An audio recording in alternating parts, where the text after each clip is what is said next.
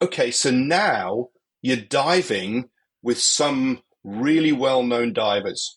They're potentially heroes of yours. You're now on a video shoot that is really important that you capture this. Now, how easy is it to thumb that dive? Off Gassing, a scuba podcast with host Nick Hogel.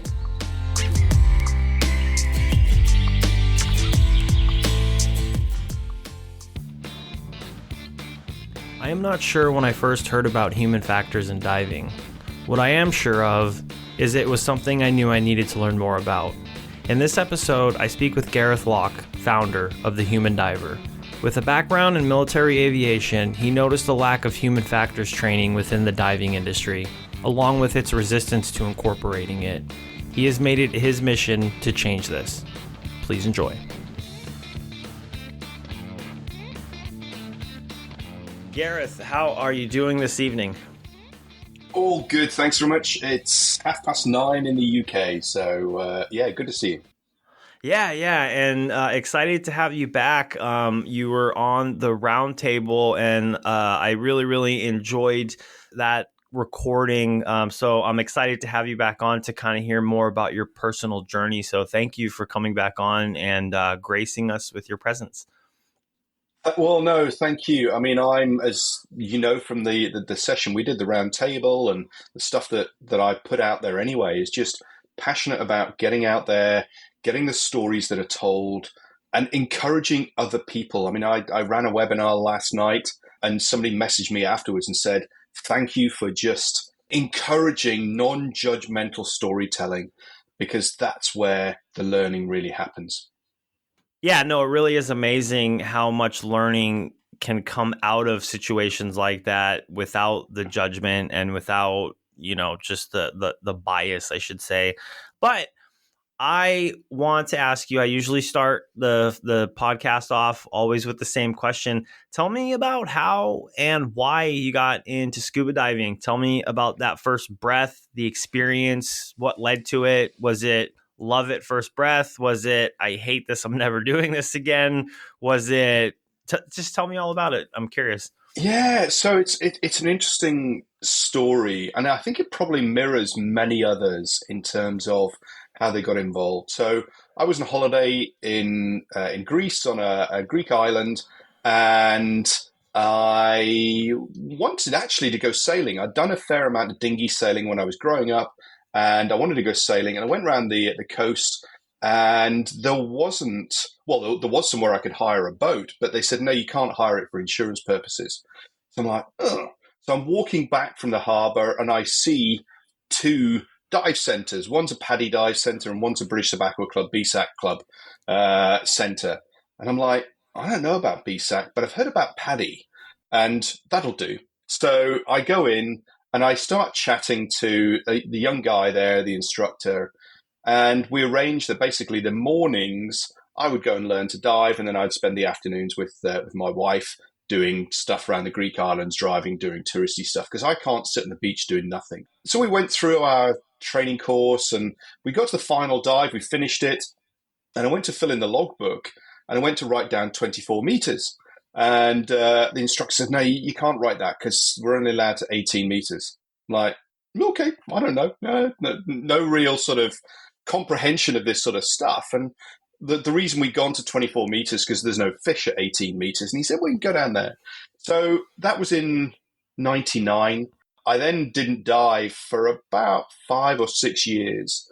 I then was on a work trip to Cape Town, and we had a weekend off in Cape Town. So it's like, oh, who fancies going diving in Gansby with the sharks? And it was like, yeah, that'll be cool. We'll go and do that. So we pitch up, no check of cards, sort of with my sort of 4 or 5 mates trying to work out how to put my gear together. And we go out on this little rib and we roll off the back, and we're in sort of 10 meters, 12 meters, swimming around in this kelp.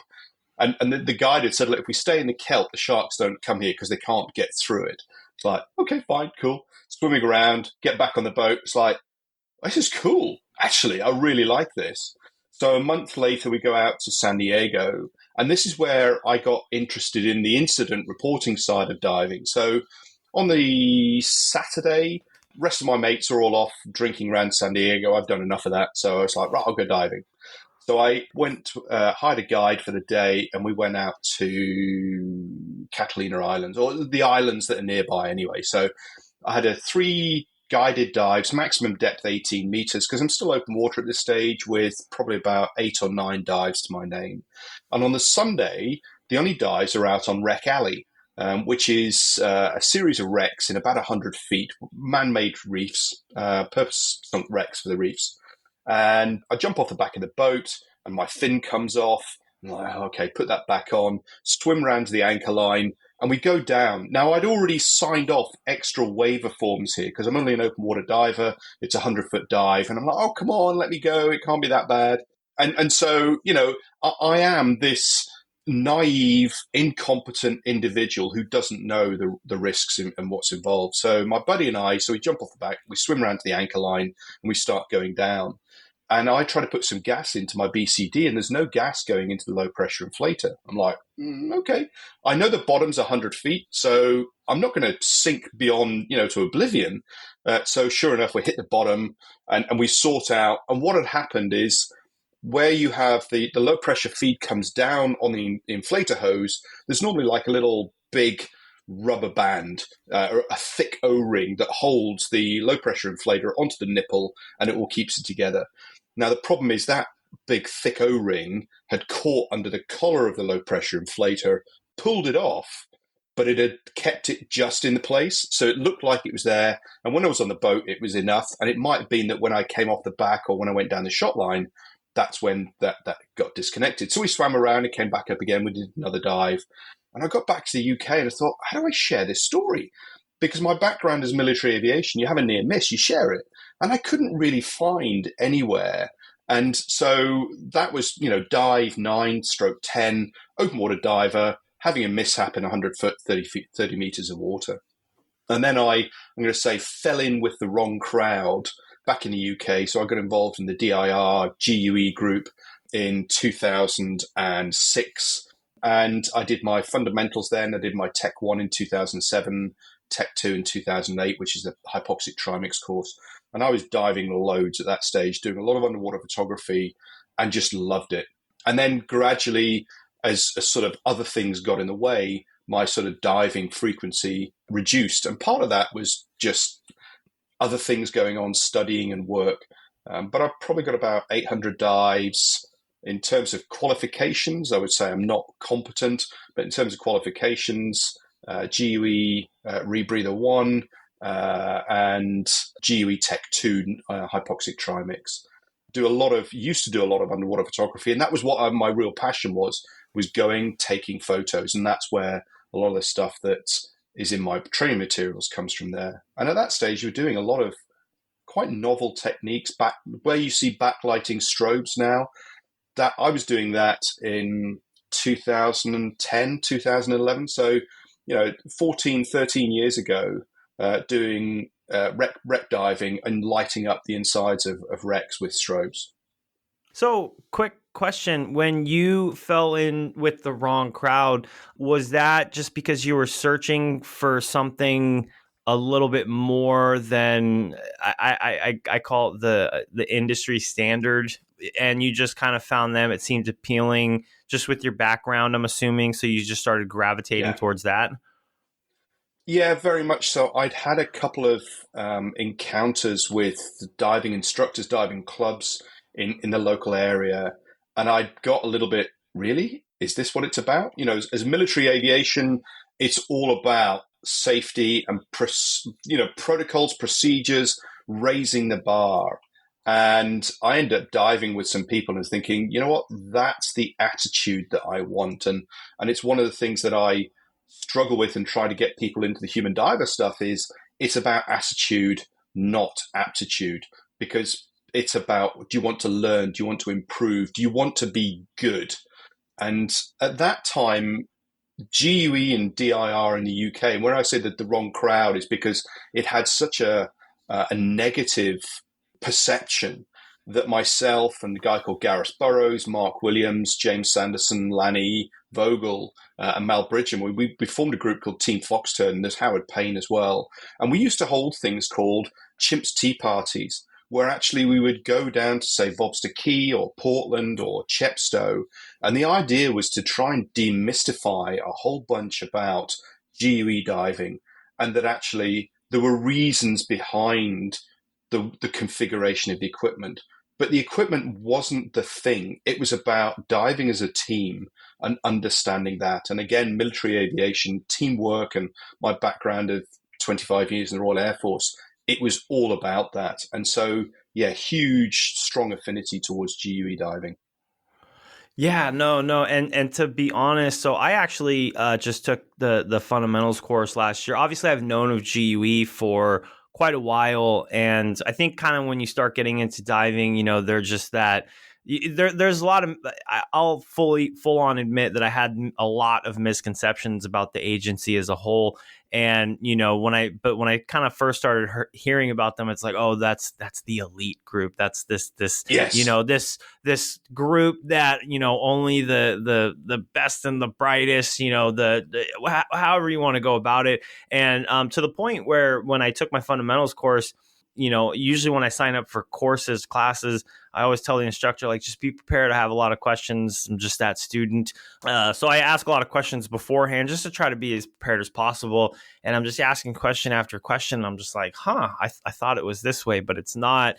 And to the point where I actually, in the past month or so, I've reached out to a few instructors because I'm trying to create a whole series on the misconceptions that people have of GUE. And it's funny because there's some common ones out there, obviously, because, because I'll be honest, I knew. Actually, I don't really know when I found out or at what point, but I didn't really know the whole recreational side of GUE. I knew that there was a rec pass, but I thought it was just because, like, oh, you're not good enough for the tech pass, so they'll just give you one step lower. I guess in terms is kind of true, but it's just, so either way, I was like, oh, there's a whole recreational side. Let's dive into that a little bit more. And so it's quite interesting because I definitely had a lot of misconceptions, and I know I'm not the only one. So that was the biggest goal, is to try to get across that there's like, hey, it's not the big bad wolf of this agency that a lot of people think that it is. But just a quick question, just because I'm curious, I just like to bring it back a little bit. So you were in the military. What prompted that? Is that something that you knew that you wanted to do right off the bat, or just kind of how did that evolve? That was really simple. So Top Gun was in 1988, and I left school in 1989, and I joined the Air Force on the back of Top Gun. So it's as simple as that. And there were a number of people from my year applied, and I was one of the few to get through. But I was one of the youngest in the year when I went through my officer training college or course. So August to December '89. I went straight from school into military college, and then basically went to the front line. Spent 10 years flying on Hercules transport aircraft in multiple roles, tactical, strategic roles. Was a flight instructor, and then in 2004 decided to leave the front line, go and do a master's degree in aerospace systems. And then went to do flight trials work, research and development work, and then systems engineering, procurement, and then left in February 2015. Oh, okay. Is that true though? Because of Top Gun, really? Just okay, that's awesome. So just because I'm always curious, because the Hollywood side of things get kind of blurry. How accurate or inaccurate is that movie? And did you see the second one? So you could say there's a fair amount of artistic license, and I think it's like anybody who watches a film where they've got professional knowledge about. There's bits in the first one is probably not taking it quite so far, but there's bits in Maverick where you're just watching it going, that's rubbish, that wouldn't work. Things like dropping infrared flares or bright flares against a radar guided missile. That wouldn't do anything. But you're never going to see chaff, and you're never going to see electronic countermeasures in operation visually. So you've got to do something that the audience can see, and that's basically throw a bunch of flares out. But they wouldn't do anything. So I mean, it's good escapism. I mean, it's the same movie. There's a whole bunch of BS in it, but hey, that's what movies are about. So Yeah. Oh, that's funny. That's funny. No, so obviously just being a little bit younger, but I do remember the first Top Gun movie, and that was a huge movie. I just remember, being a kid, like loving that movie. I think everybody at the time did. So that's awesome that it had such like an impact. So just to bring it, I guess, forward back. So you're diving with these buddies. You're out there. You're trying to dispel myths about the way that this agency is.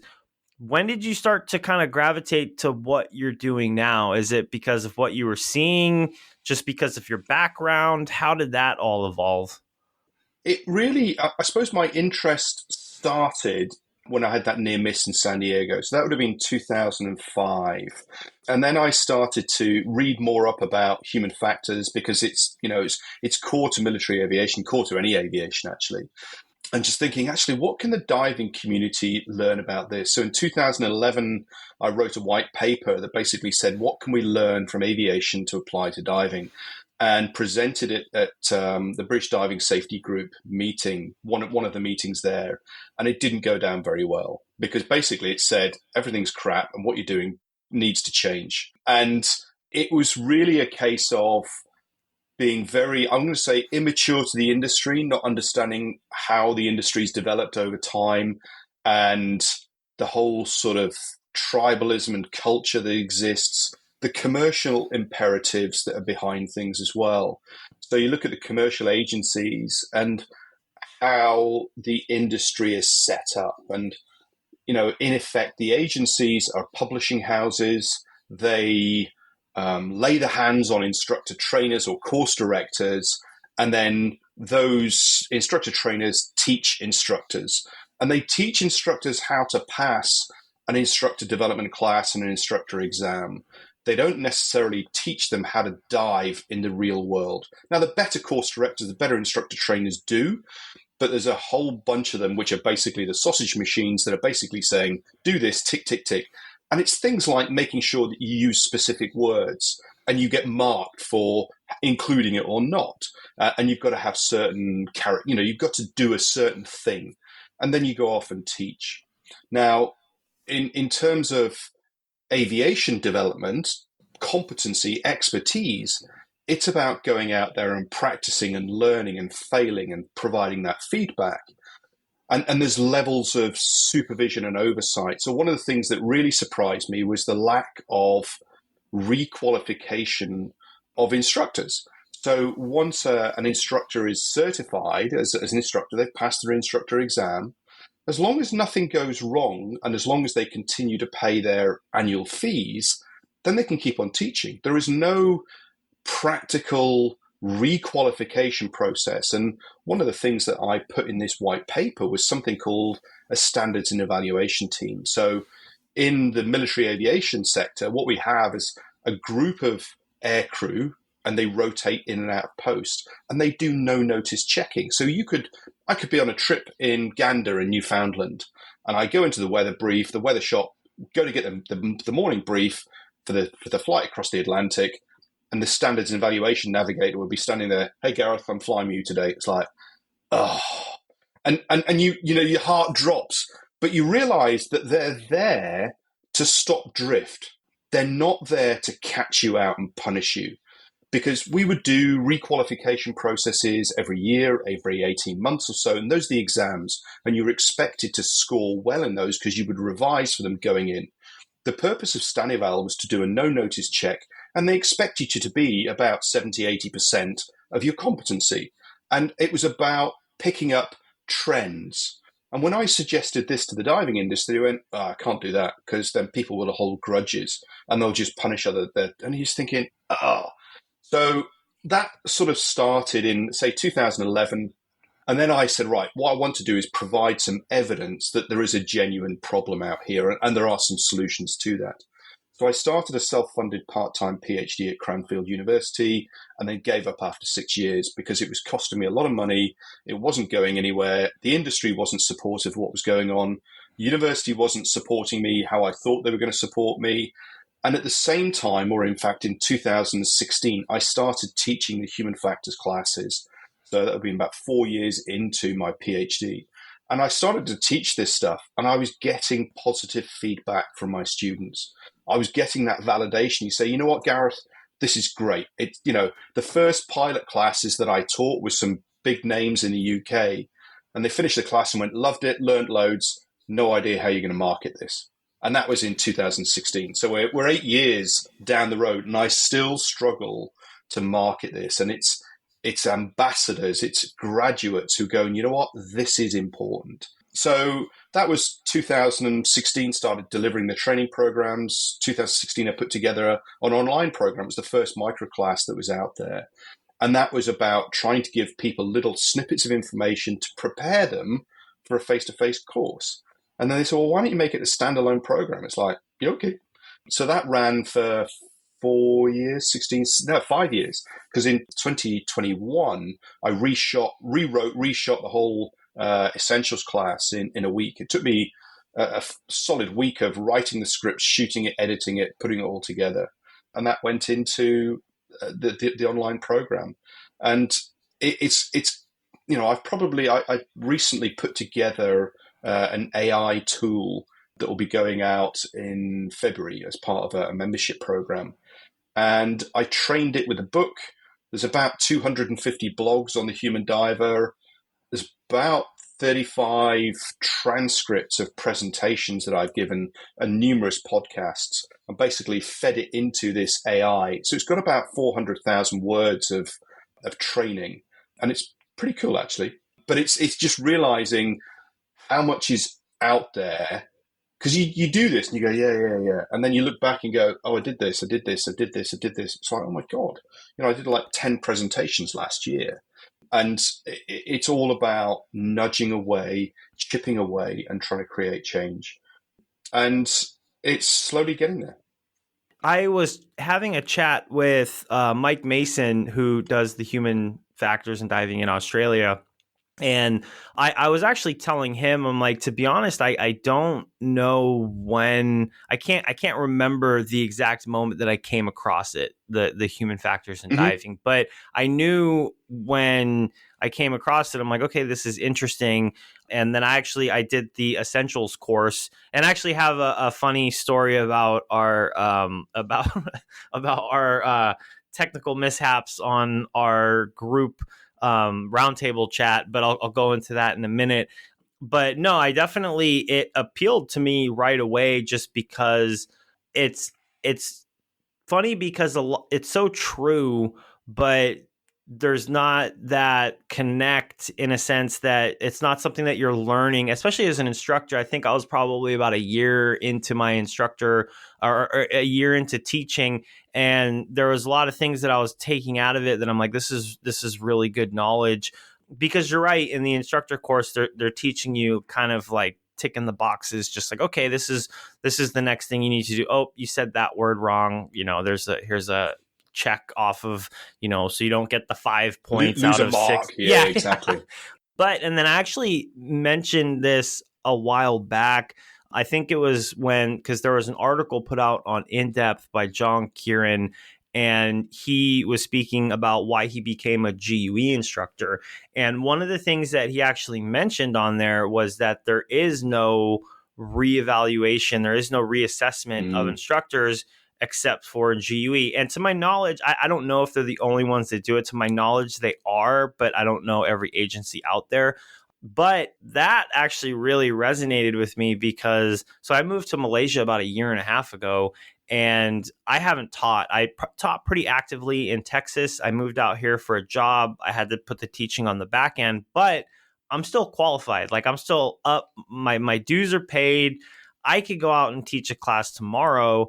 And I was telling somebody, I was like, I wouldn't feel morally right to teach class. I've been a year and a half of not teaching. I'm like, my goal is to sit in and assist with classes and just kind of ease back into it, because I mean, obviously I was pretty comfortable when I left, but I'm like, a year and a half of not teaching, I just wouldn't feel right jumping back in. But according to paperwork and everything, I completely could. So no, I do agree with that whole sentiment that there should be some sort of reevaluation or just reassessment.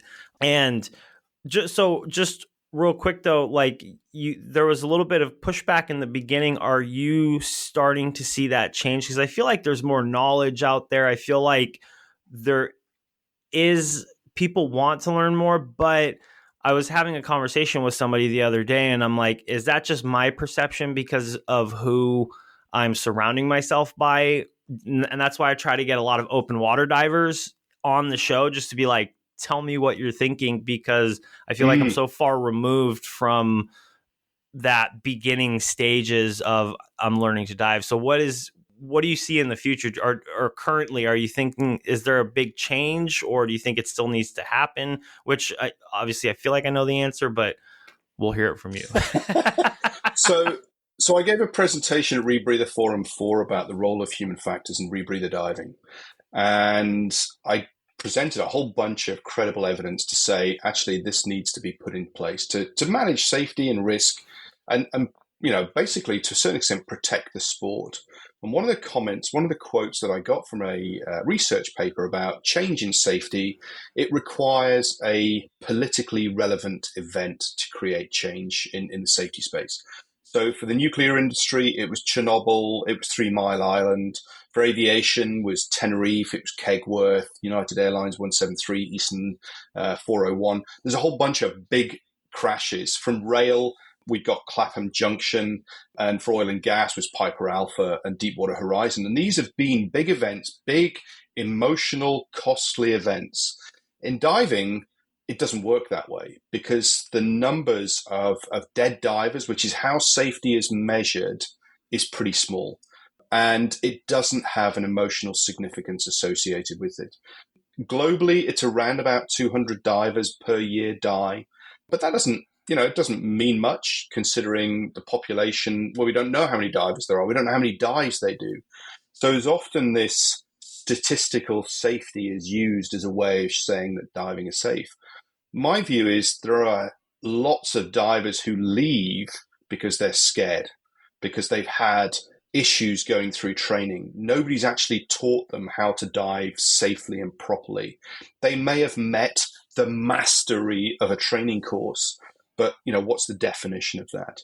So there's a whole bunch of stuff that I sort of bring conceptually to the industry, and some of it isn't that well liked because it's about flying under the radar.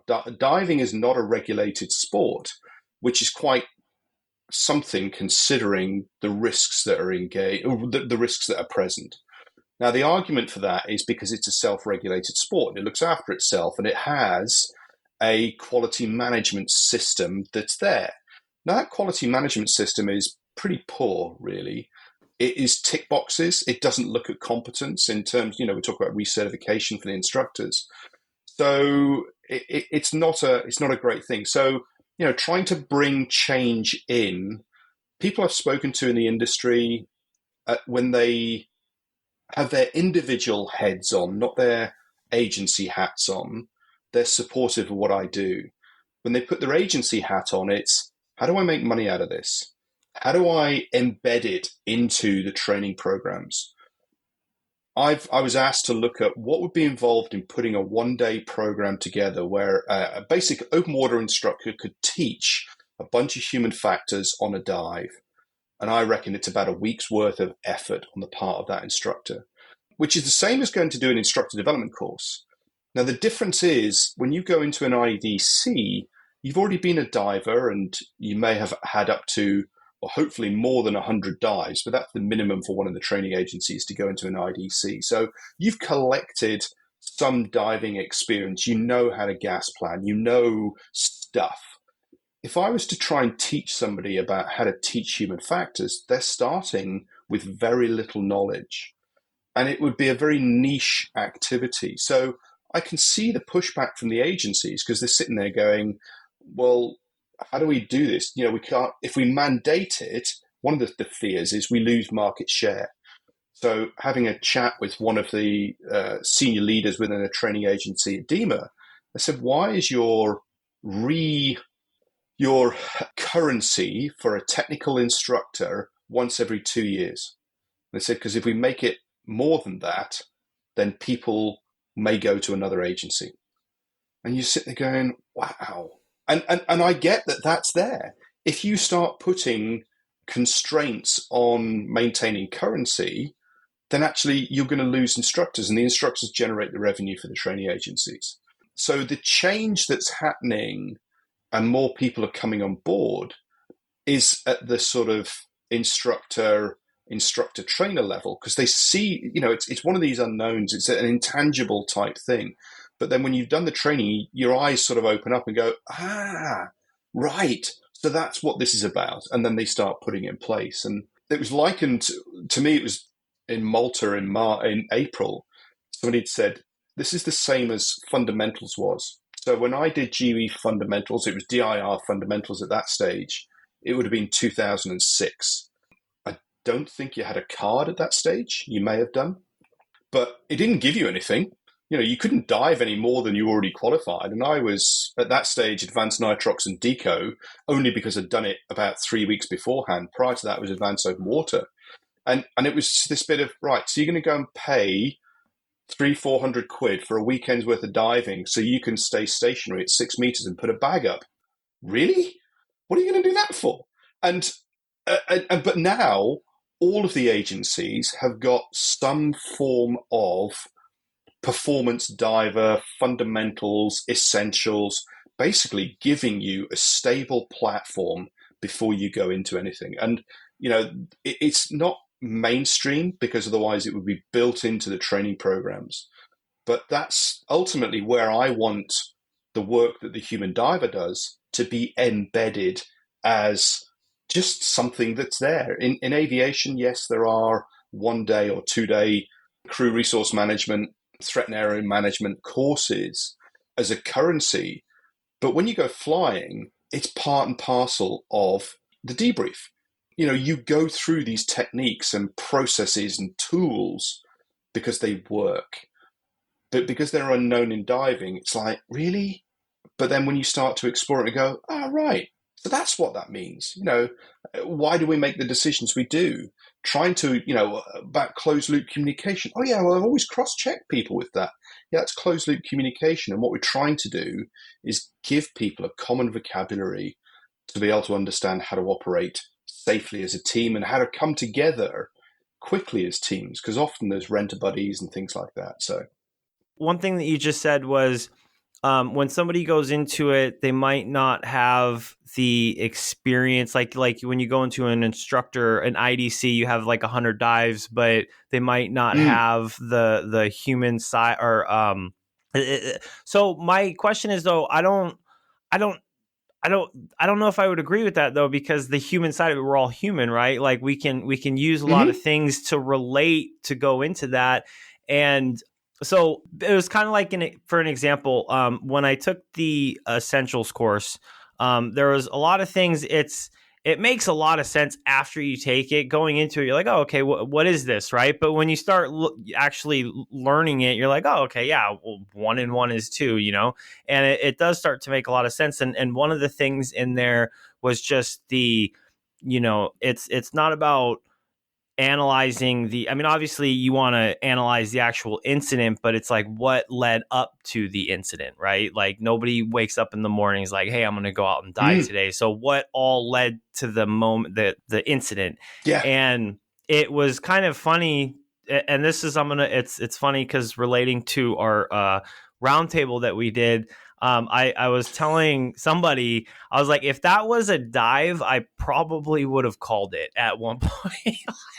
Just because of all the technical issues. Sorry, go ahead. No. So what I do here is challenge you and say, okay, so now you're diving with some really well-known divers.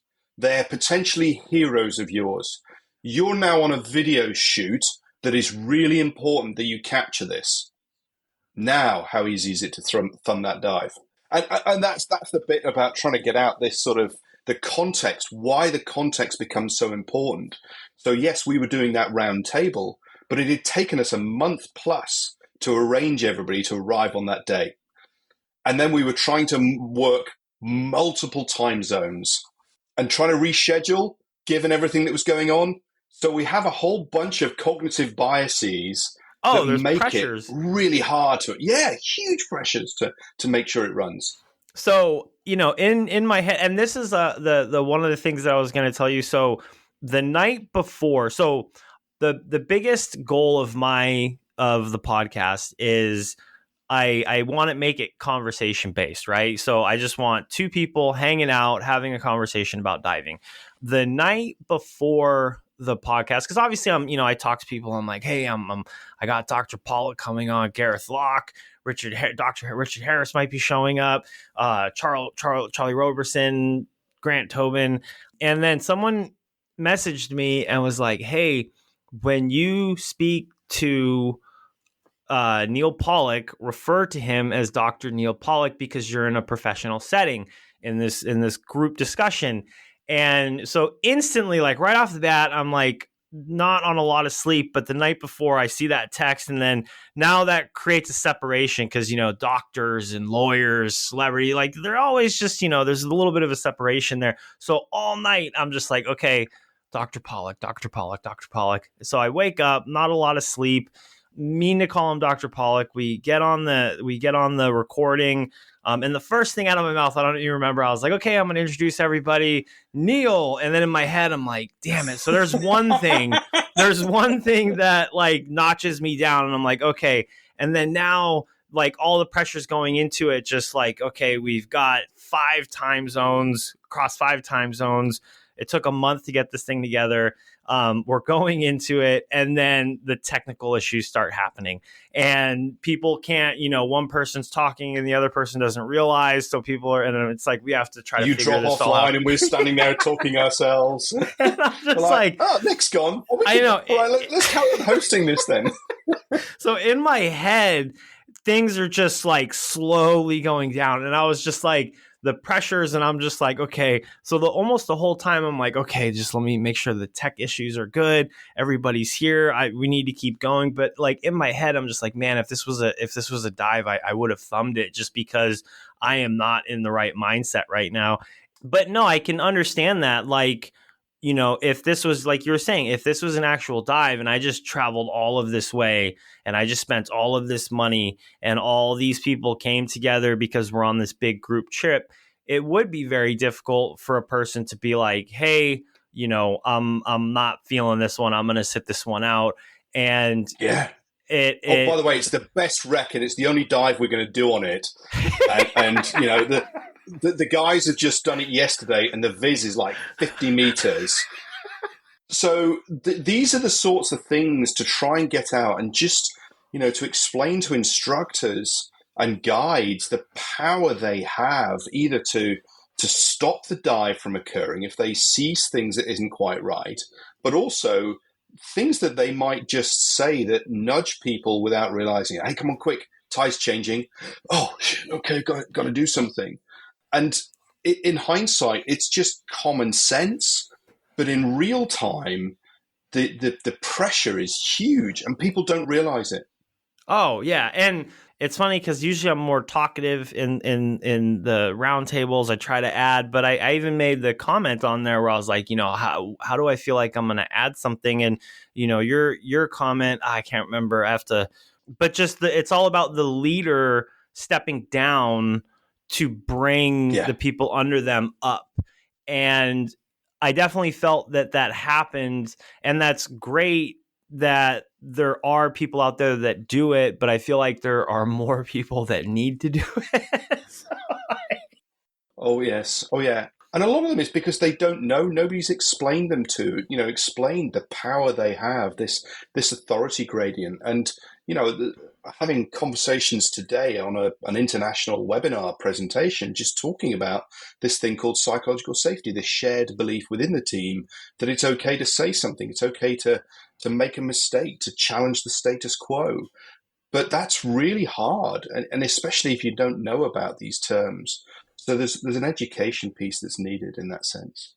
Yeah, no. And I remember I was talking to somebody at one point, and this was an aviation matter where they were saying, I can't remember if it was a country or what it was, but they were saying that there always has to be like a foreign co-pilot because the person won't, someone crash. I don't know the exact story, but they're like, oh, there was a plane and it Yeah, crashed. so where it came about was when they brought Western crew resource management, this human factors in the cockpit from America into Southeast Asia, and there were a number of the insurance companies said you need to have American or Western European captains make up a certain percentage of your captain fleet to try and break down this cultural barrier and the authority gradient or power distance.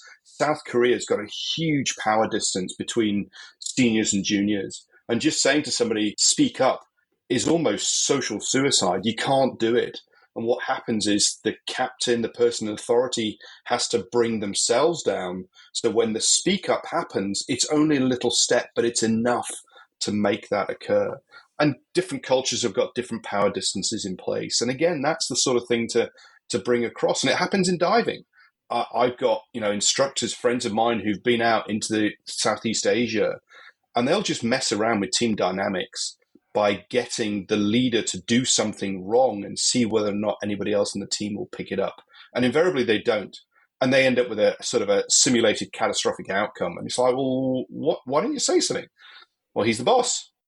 Yes, you're a team, you're all working together. But again, it's trying to bring this stuff to life and understand the theory. So your bit about, why does it take so long? You're doing the class. It's about giving people the stories and the theory behind it so they're not just slide readers. And the instructor development program for the human diver, it's about 5 months and about 150 hours worth of work, because when the instructors are standing up, they're not slide reading. They've got stuff behind them and they talk through it. And then when they use the computer-based simulation for the face-to-face programs, they are weaving theory with diving and what is happening in the simulator in front of them. And then it makes it sticky and it makes it real. And then they can take something away and go, you know what? That's what that means. And I can recognize that context out in the real world, as opposed to a very rote delivered, do this, do this, do this, which is great until you encounter a different situation and you go, now what do I do? Because there's no patterns for me to match to follow through. There's no rules for me to follow. Or if the rules I've got don't match the scenario, now what? And that's when we end up with incidents and accidents.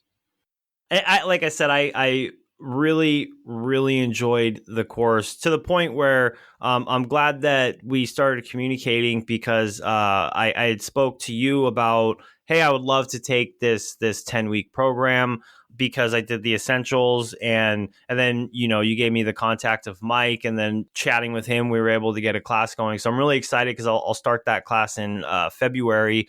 Yeah, it's just exciting to kind of see where it will go, because it's, Mm-hmm. I got the essentials class and it's like, okay, well, what more can we do about this? And the funny thing is you start learning it and I feel like it just makes sense right off the bat. It's not like this crazy thing that like, oh, we turned water into wine. It's like, no, the water's the water. We're just being shown, we're just being shown, or it's always been wine. Now we're actually just seeing it. I don't know the analogies I can Yeah, use, yeah, I know what I mean. Yeah. um, but no, it's so it's I'm really excited, and I do hope it does make quite a bit of change, because I was even telling you, so I'm extremely picky with instructors these days. Like I just kind of been growing my resume as far as like a diver, not necessarily to teach, but just to learn. I like to learn. And that was one thing that really stands out to me is when I reach out to an instructor and I see that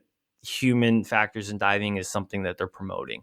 So hopefully Mm, it does get to a point where it becomes a standard in the industry, yes, yeah. like fundamentals has, just because it's, I'm sure. I mean, you hear about all the stories how there was a lot of pushback in the beginning, but now it's almost kind of a standard thing across the industry, and where every Yeah. agency's offering something, or it's like, oh, here's the clinic that you could take, and even what was funny about that was I was talking to the instructor when we took it, and I was like, I'm like, if people actually just taught classes how they were supposed to be taught, then there'd be probably no need for this class. But here we are, and and I really enjoyed it. I Yeah. really, really did. It was a phenomenal class, to the point where I actually reached out or open conversation with the instructor, just like, hey, what does it take to become a GUE instructor? Just because, like A lot.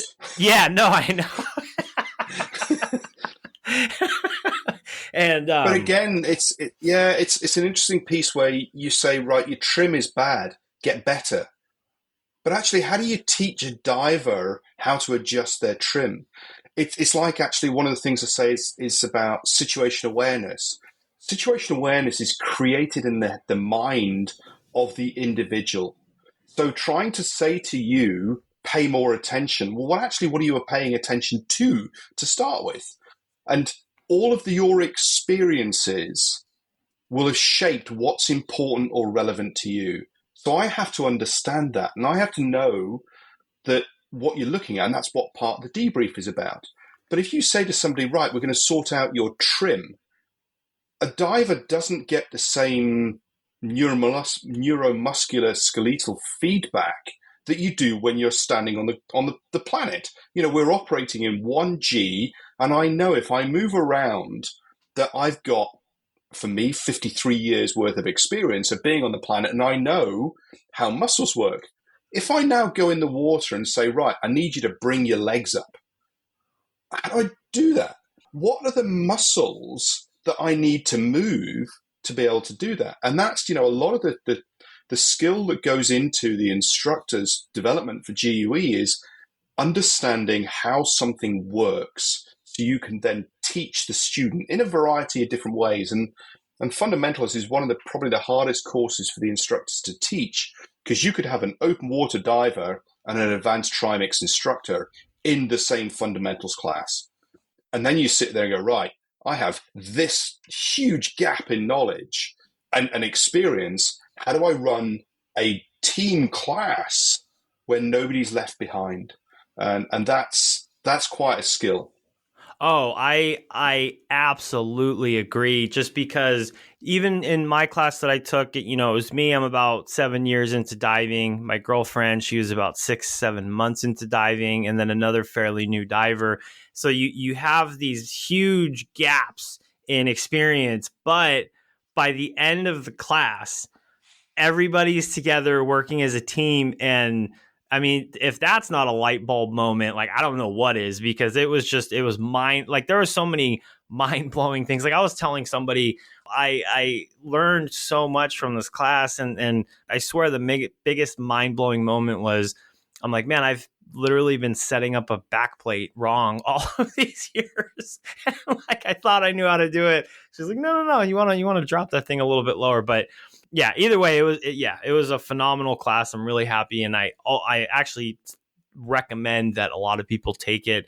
But just a couple questions for you, a couple last questions to throw out at you.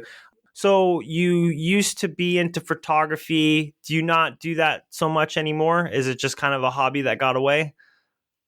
It's multiple things really. So I was doing a lot of deep open circuit, expensive diving with a camera, and then moved across to a rebreather, a JJ. And so I dropped the camera, not literally, but basically put the camera on hold because I wanted to get back to being competent. And then kicking off the Human Diver, or was the Human Factors Academy, then became the Human Diver, that took lots of my time to generate revenue. And so I sold a rebreather and I just wasn't diving enough with a camera as well. I then got back to having some more money, had some more time, and then got back onto the JJ. And then in April 2 years ago now, I can't remember what it was. No, yeah, April 2 years ago now, I had a heart operation, had a fix, put two stents in the major artery down the front of the heart, which I hadn't realized I'd got. I was running 30-minute 5Ks. In the summer before I'd had this issue, I'd cycled 330 kilometers on a solo bike ride in a day for a charity event. So I was pretty fit. And I'd had some sort of chest discomfort. And I wrote a blog about it. And it was just this bit of middle-aged, pig-headed bloke who's like, yeah, go to the doctor, and went, you need to go to the hospital now. And then 3 months later, they put these stents in. So that I haven't dived since 2 years ago now, because I just haven't had the time. So I couldn't dive for a year, or I didn't want to dive for a year, got off the medication, and then it was a case of the tail end of last year, I was going to be doing getting fit so I could get a commercial dive medical done, and that just didn't happen. So I haven't dived for a couple of years, but basically the underwater photography then sort of dropped off because of getting more into rebreather diving, and I never picked it back up again. So I want to get back in the water again, but I recognize that to be competent and safe on a rebreather, I've got to be diving it at least once, a weekend a month as a regular thing, and preferably more than that, because there are just too many people who are out there who dive and hope it all goes well, and they get through on the skin of their teeth. Yeah. No, for sure. So yeah, no. Well, I'm glad that the operation went well, and you're obviously, I would assume you're fully recovered at this point. And well, that was actually going to be, I guess that can lead into my next question. So you have a week off, and the world is your oyster. Where are you going to dive? What type of diving would you like to do? Where would you go? I know a lot of the European guys, you like wrecks quite a bit. So I don't know if it's that, or you want to sit in the sun and hang out and just have a mellow dive, but you could go anywhere. Where would you go? Oh, I would probably go to somewhere like Truck or Bikini, and take a camera with me. And the reason why is because I love Scapa Flow, I love Shetland, the wreck's up there, but it's cold. And yes, you can have 20 odd meters viz, and you get stunning, photos there. But it's so much harder in a cold water environment. I've not been to Truck or Bikini, but I've seen the photos, and you sit there and go, yeah, I want to go there. It's bloody, and I'm guessing somebody else is paying the bill. So if that's the case, absolutely over there. Awesome. And then my final question, I always like to throw out the advice question. And, I know that there's been a lot of advice given throughout the conversation today, but what advice would you have for somebody that is looking into getting into diving? I always try to do the younger self, but, I feel like that's too much of a self-reflection question. So I'm just like, what advice would you have for, a newer diver that is starting to get into the sport, that is just being bombarded with a bunch of information? What are some key pieces of advice that you'd like to give? Ooh, okay. First one is, don't go with the labels of and the marketing that goes with the local dive center. So if you're in a holiday destination, they're out there to hook you into the sort of the drug of being underwater. And just because they've got the logos and the hoardings of well-known organizations, it doesn't mean you're going to get a quality thing. And I think one of the biggest problems as a beginner diver is you don't know what the questions are to ask. And I haven't read them, but I would probably recommend getting hold of Simon Pridmore's books, who talks about like Scuba Confidential or Scuba Beginners. There's ones where actually, if you're a beginner diver, go and get this, read up on it, and get some ideas of the questions to ask. I would also say, be curious about the learning. diving should be about long-term investment in your knowledge and your competence and your skills. In effect, when you go underwater, you're in a non-life sustaining environment. Don't skimp on your life support equipment. It might appear to be a bargain, but actually it might not be. And that goes for the training as well. And I would say, again, if you want to get a very solid foundation, go and find a GUE recreational instructor, do a Rec 1 course and get your solid foundations, because then everything else is so much easier. Now, that's going to cost you some more. It's going to take you a little bit more. And as a novice, that's really hard to say, why am I going to pay 3 or 4 times the amount for what in effect is an open water, advanced open water rescue diver together? That's a lot of money to do it in. And I don't know if it's worth it. But I can guarantee if you've got that stable platform, you will be comfortable in the water, and then you will stay in the sport, as opposed to going to a holiday destination. Again, sweeping generalizations, because I know there's some fantastic opportunities out there. I also know there's some real horror stories. And as a novice, you don't know what you don't know. Amazing words of advice. Gareth, I really, really want to thank you again for coming on to the podcast. This has been amazing. Yeah, I'm passionate about this stuff. So thank you for the opportunity. And I hope that it's given some people some insights and some thoughts about raising their own bar of diving safety and competence.